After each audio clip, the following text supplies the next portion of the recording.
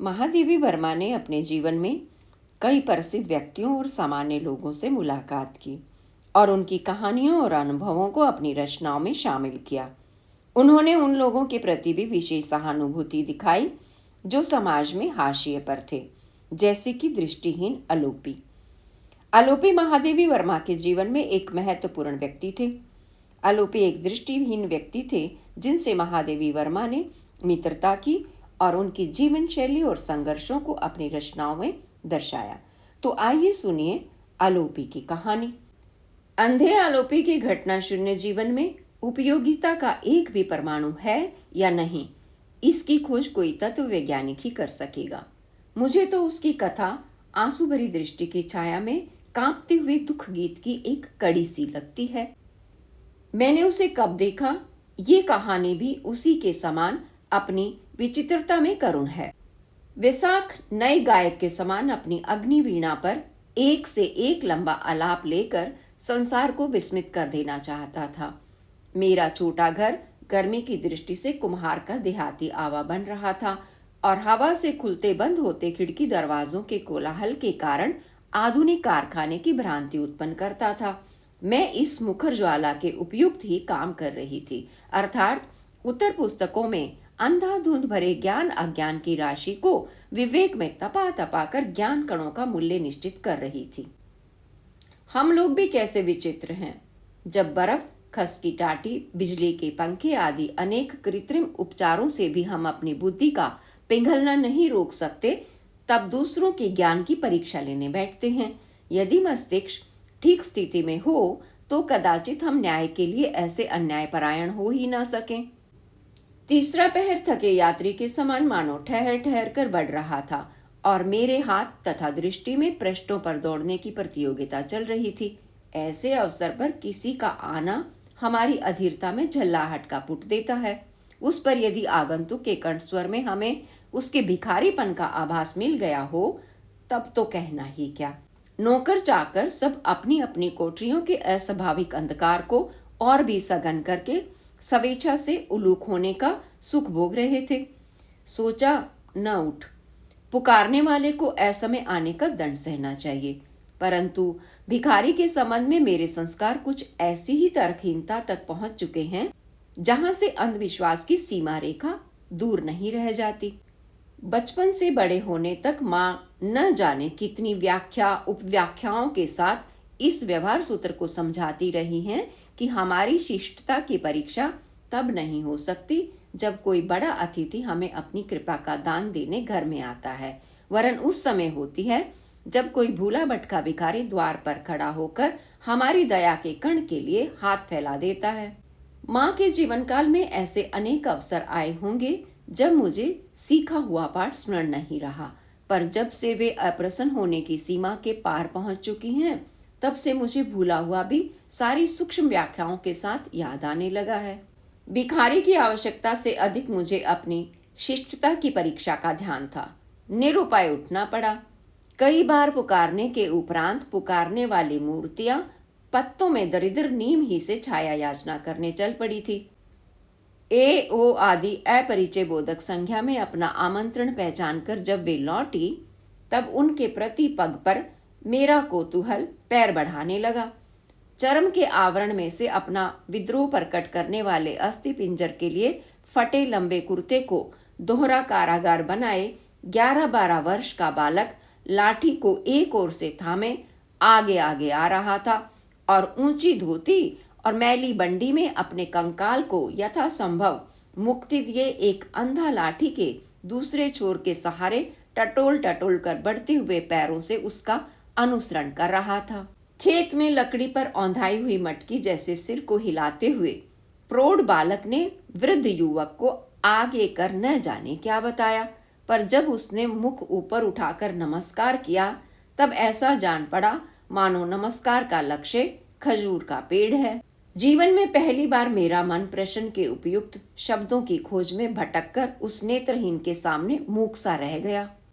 धूल के रंग के कपड़े और धूल भरे पैर तो थे ही, उस पर उसके छोटे छोटे बालों, चपटे से माथे, शिथिल पलकों की विरल बरोनियां, बिखरी सी भौहों, सूखे पतले होठों और कुछ ऊपर उठी हुई ठुड्डी पर राह की गर्द की एक परत इस तरह जम गई थी कि वह आधे सूखे क्ले मॉडल के अतिरिक्त और कुछ लगता ही न था।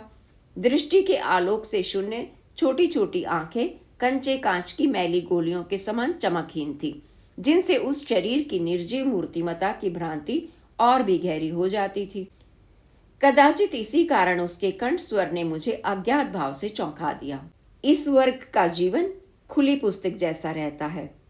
अतः महान ही नहीं, तुच्छतम आवश्यकता के अवसर पर भी उसकी कथा आदि से अंत तक सुना देना सहज हो जाता है।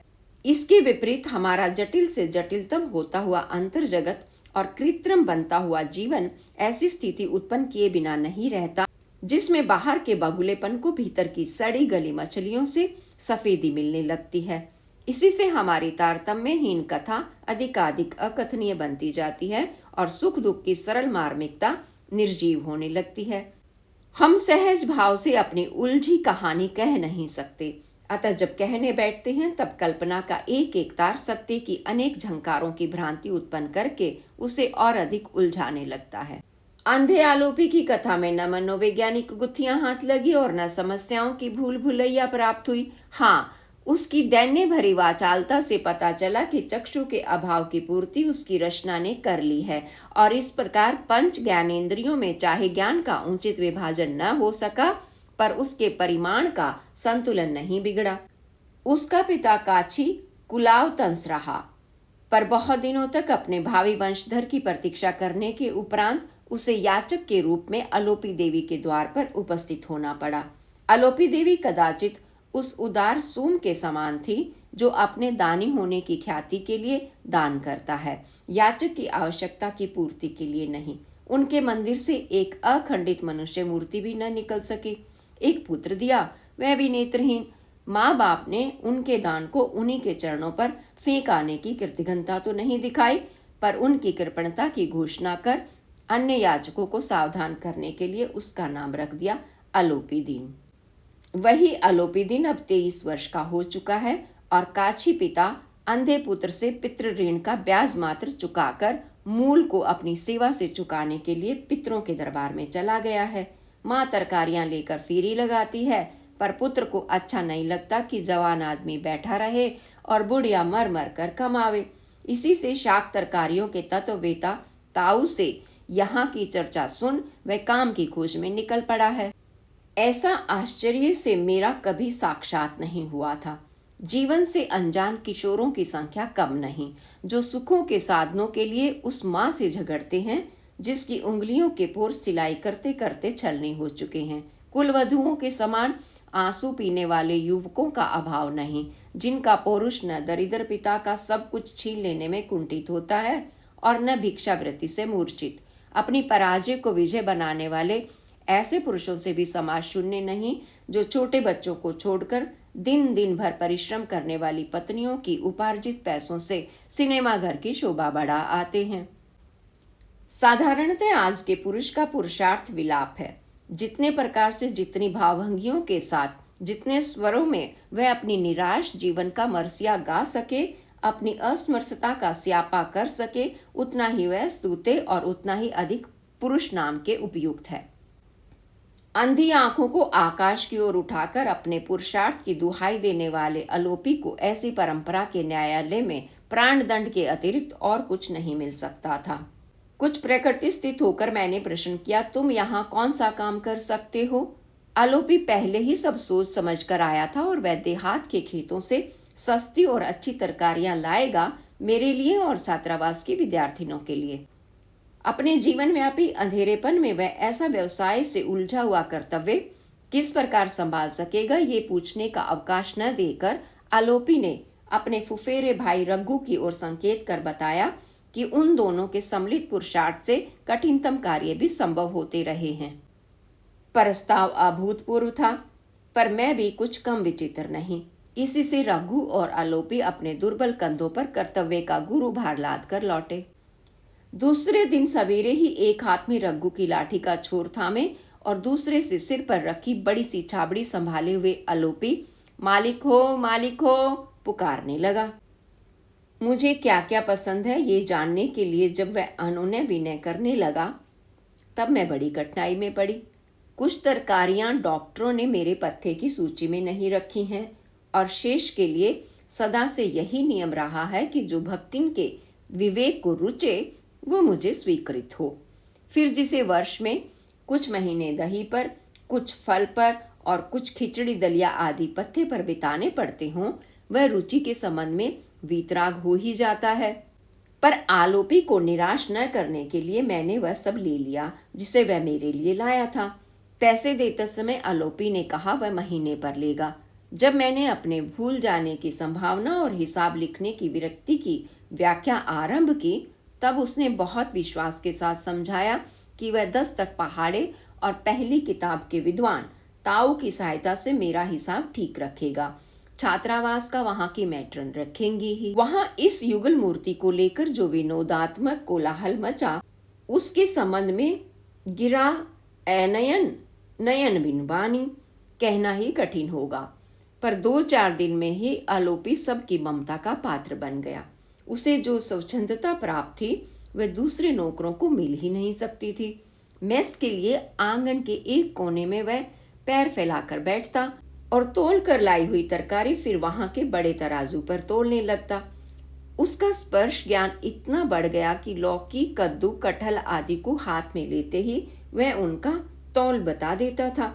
तुलाते तुलाते वह शाक तरकारियों के प्रकार और खेतों के संबंध में महराजिन बारी आदि को न जाने कितना ज्ञातव्य बताता चलता था। प्राय छोटी बालिकाएं उसे घेर कर चिड़िया की तरह चहकती ही रहती थी। उनके लिए वह अमरूद, बेर आदि भी लाने लगा, जिनके दाम के संबंध में कुछ निश्चित रूप से कहा नहीं जा सकता।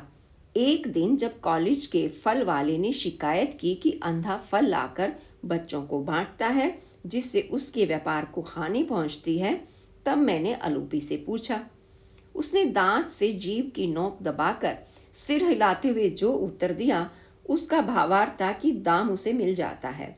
फिर वह स्कूल के समय तो आता नहीं, अतः फल वाले की उससे क्या हानि हो सकती है। बालिकाएं न आलोपी को झूठा ठहरा सकती थी, न मेरे सामने झूठ बोल सकती थी, अतः वे मौन रही। मेरे अनुचित उचित संबंधी व्याख्यान के उत्तर में आलोपी ने मैली पिछोरी के छोर से धुंधली आंखें पहुंचते पहुंचते बताया कि उसकी एक 8-9 वर्ष की चचेरी बहन मर चुकी है। इन बालिकाओं के स्वर में उसे बहन की भ्रांति होने लगती है।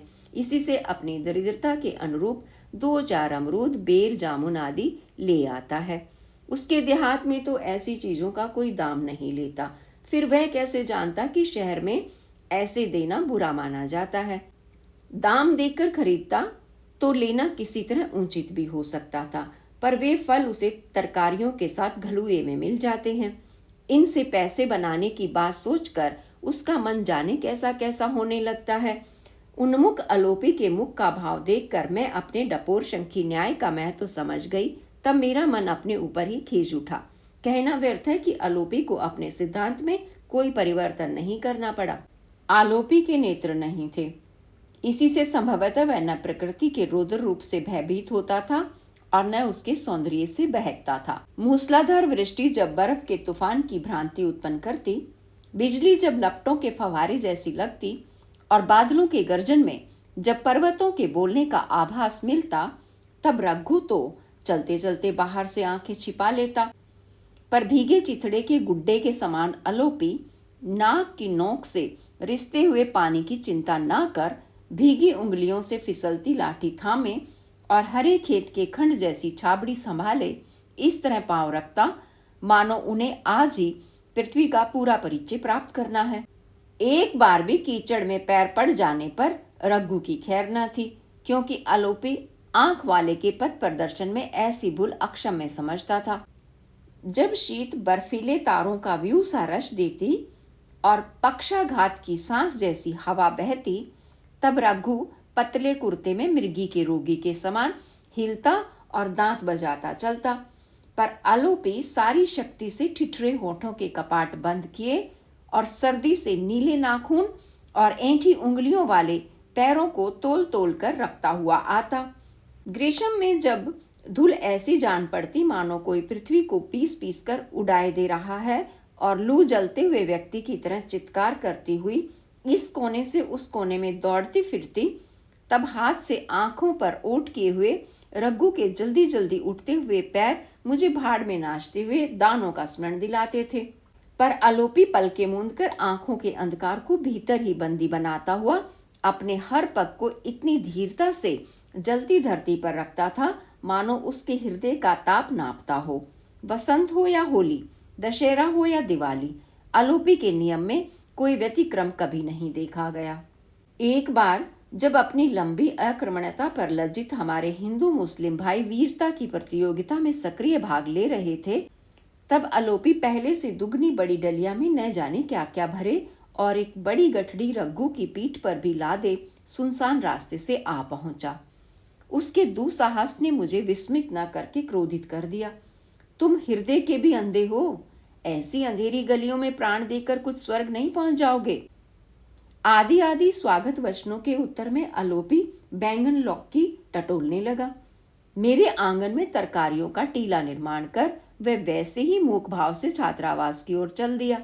वहां से लौटकर जब वह सूखी आंखें पोंछता और ठिठकता सा सामने आकर खड़ा हुआ, तब मेरा क्रोध बरसकर मिट चुका था और मन में ममता की सजलता व्याप्त थी। मेरे कंठ में आश्वासन का स्वर पहचान कर उसने रुक रुक कर बताया कि वह 2 दिन के लिए तरकारियां ले आया है।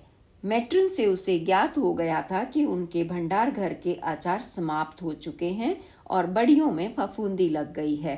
केवल दाल से तो आलोपी जैसे व्यक्ति ही रोटी खा सकते हैं, अतः वह देहात से ये सब खरीदकर बचता बचाता यहाँ आ पहुंचा। उस बिना आंख वाले आदमी को कौन सताएगा? पर जब मेरी आज्ञा नहीं है तब वह घर से बाहर पैर नहीं रख सकता। अब 2 दिन के लिए चिंता नहीं है, फिर तब तक यह झगड़ा समाप्त हो ही जाएगा। आलोपी को ऐसे समय भी रोक रखना संभव नहीं हो सका, क्योंकि बूढ़ी माँ की रक्षा का भार उस पर था। मैं बरामदे में हूं या नहीं ये आलोपी देख न सकता था, पर ऐसा कभी नहीं हुआ कि उसने आते जाते उस दिशा में नमस्कार न कर लिया हो। अनेक बार मैंने खाली डलिया के साथ नीम के नीचे बैठे आलोपी को भक्तिन से बहुत मनोयोगपूर्ण बातें करते देखा था।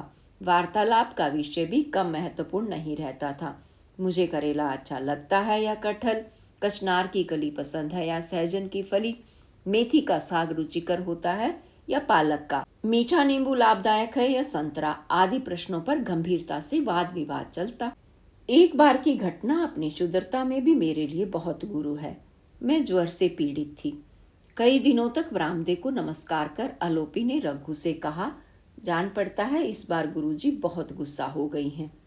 पहले की तरह कुछ पूछती ही नहीं। पर जब उसे ज्ञात हुआ कि मैं बीमारी के कारण बाहर आ नहीं सकती, तब वह बहुत अस्थिर हो उठा। दूसरे दिन संदेश मिला कि आलोपी मुझे देखने की आज्ञा चाहता है। उतने कष्ट के समय भी मुझे हंसी आए बिना न रह सकी। अंधा आलोपी असंख्य बार आज्ञा पाकर भी मुझे देखने में समर्थ कैसे हो सकता है? पर आलोपी भीतर आया और नमस्कार कर टटोलता टटोलता देहली के पास बैठ गया। फिर अपनी धुंधली शून्य आंखों की आर्द्रता बांह से पहुंचकर पिछोरी के छोर में लगी गांठ खोलते हुए उसने अपराधी की मुद्रा से बताया कि वह स्वयं जाकर आलोपी देवी की विभूति लाया है। एक चुटकी जीभ पर रख ली जाए और एक माथे पर लगा ली जाए तो सब रोग दोष दूर हो जाएगा। कहने की इच्छा हुई, जब देवी तुम्हारा ही पूरा न कर सकी तब मेरा क्या करेंगी? पर उनके वरदान की गंभीरता ने मुख से कुछ न निकलने दिया। आलोपी देवी की दिव्यता प्रमाणित करने के लिए आलोपी दिन का कर्तव्य में वज्र और ममता में मोम के समान हृदय ही पर्याप्त होना चाहिए। उसके निकट जिसका परिचय स्वर समूह के अतिरिक्त और कुछ नहीं हो सकता, उस व्यक्ति के प्रति इतनी सहानुभूति भूलने की वस्तु नहीं। आलोपी को हमारे यहाँ आए 3रा वर्ष चल रहा था। उसका कुछ भरा हुआ सा कंकाल कुर्ते से सज गया, सिर पर जब तब साफा सुशोभित होने लगा और ऊंची धोती कुछ नीचे सरक आई।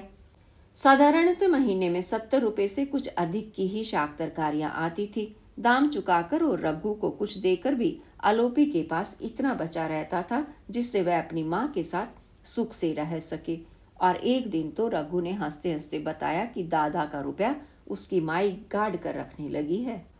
आलोपी के अंधेरे जीवन का उपसहार भी कम अंधकारमय न हो, इसका समुचित प्रबंध विधाता कर चुका था। एक दिन मेरे निकट बैठकर अपने आप से संसार चर्चा करती हुई भक्तिन ने सुनाया, आलोपी अपना घर बसा रहा है।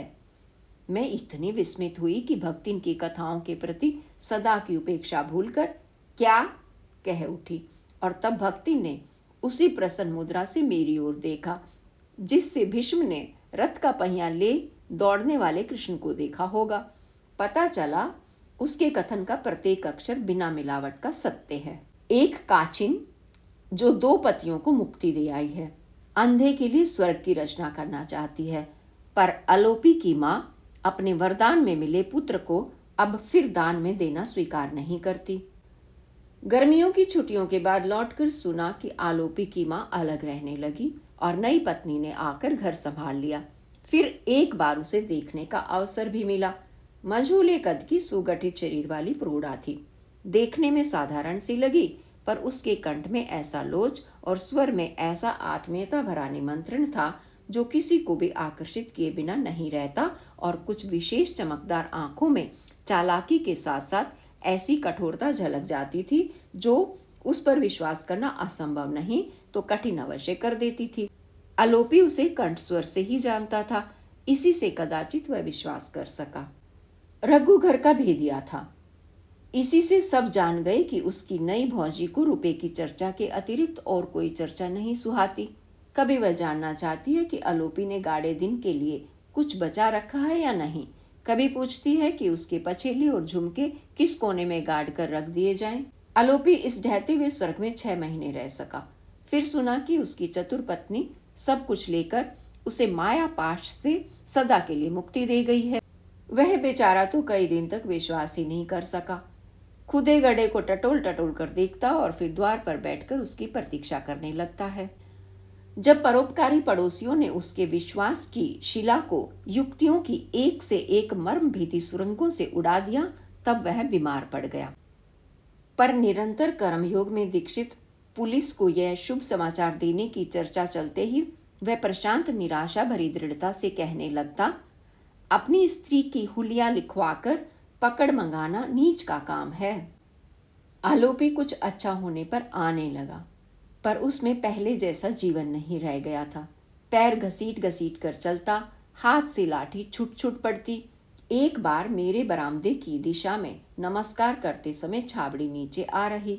आलोपी के सब साहस, संपूर्ण उत्साह और समस्त आत्मविश्वास को संसार का एक विश्वासघात निगल गया है। ये सत्य होने पर भी कल्पना जैसा जान पड़ता है। अंधे का दुख गूंगा होकर आया, अतः सांत्वना देने वाले उसके हृदय तक पहुंचने का मार्ग ही न पा सके थे। मेरे बोलते ही वह लज्जा से इस तरह सिकुड़ जाता मानो उसके चारों ओर ओले बरस रहे हों। इसी से विशेष कुछ कह सुनकर उसका संकोच जनित कष्ट बढ़ाना मैंने उचित न समझा, पर अपने अपराध से अनजान और अकारण दंड की कठोरता से अवाक बालक जैसे आलोपी के चारों ओर जो अंधेरी छाया घिर रही थी, उसने मुझे चिंतित कर दिया था।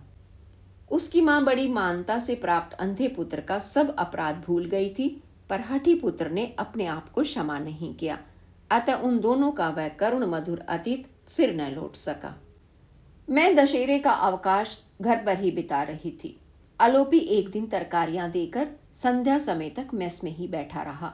कभी बड़ी ममता से तराजू को छूकर देखता, कभी बड़े स्नेह से पूसी की धनुषाकार पीठ को सहलाता और कभी विनोद से छोटी बालिकाओं को चिढ़ाने लगता। फिर जाते समय मेरी कुत्ती फ्लोरा को अपनी पिछोरी में बंधे मुरमुरे देकर, हिरनी सोना को मूली की पत्तियां खिलाकर और मेरे बरामदे को नमस्कार कर जो गया तो कभी नहीं लौटा। तीसरे दिन रोने से सूजी आंखों वाले रघु ने समाचार दिया कि उसका अंधा दादा बिना उसे साथ लिए ही न जाने किस अज्ञात लोक की महायात्रा पर चल पड़ा। ऐसे ही अचानक तो वह यहाँ भी आ पहुंचा था। इसी से विश्वास होता है कि वो बिना भटके ही अपने गंतव्य तक पहुंच जाएगा। बालक रघु के लिए दूसरे काम का प्रबंध कर मैंने आलोपी के शेष स्मारक पर विस्मृति की यवनिका डाल दी है, पर आज भी देली की ओर देखते ही मेरी दृष्टि मानो एक छाया मूर्ति में पूंजीभूत होने लगती है। फिर धीरे धीरे उस छाया का मुख स्पष्ट हो चलता है। उसमें मुझे कांच की गोलियों जैसी निष्प्रभ आंखें भी दिखाई पड़ती हैं और पिचके गालों पर सूखे आंसुओं की रेखा का आभास भी मिलने लगता है। तब मैं आंखें मल मल कर सोचती हूँ, नियति के व्यंग्य से जीवन और संसार के छल से मृत्यु पाने वाला अलोपी क्या मेरी ममता के लिए प्रेत होकर मंडराता रहेगा।